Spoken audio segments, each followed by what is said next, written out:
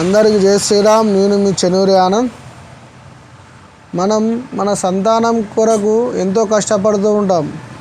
ఏ విధంగా అంటే వాళ్ళ జీవితంలో ఎలాంటి కష్టాలు పడకూడదు, ఎలాంటి బాధలు రాకూడదు, వాళ్ళు చాలా బాగుండాలి, అందరికంటే బాగుండాలని మనం కష్టపడుతూ ఉంటాం. ఆ కష్టం లోపల అక్కడక్కడ తప్పులు చేస్తాం.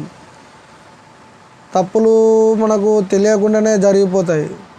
మనకు కూడా తెలిసే ఈ తప్పు చేశాము, ఏ విధంగా దీన్ని సెట్ చేసుకోవాలా అని అనుకుంటాం. కానీ ఆ తప్పుని మనము ఇతరులకు చెప్తే ఇంకా తప్పులు అలా పడిపోతాం. అది తప్పుని తప్పు అనలేక ఇంకొక తప్పు చేస్తాం. అలా తప్పులు చేసుకుంటూ పోతాం కదా.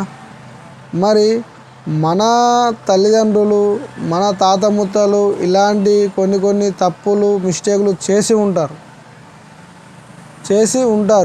కాబట్టి మరి వాళ్ళు స్వర్గస్థులైన వారు తాతలే కానీ ముత్తలే కానీ వారికి ఒక పాప ప్రక్షాళన చేయాలని మనం మన బాధ్యతగా స్వీకరిస్తే అది మనకు సాధ్యపడుతుంది.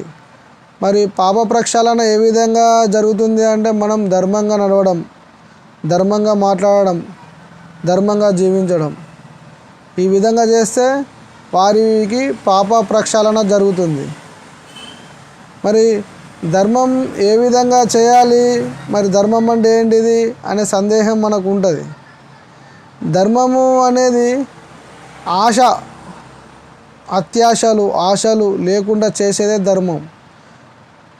పని చేస్తూ ప్రతిఫలం భగవంతుని మీద ఇడిచిపెడుతూ మనకు ముందుకు నడవడమే మన యొక్క ధర్మం.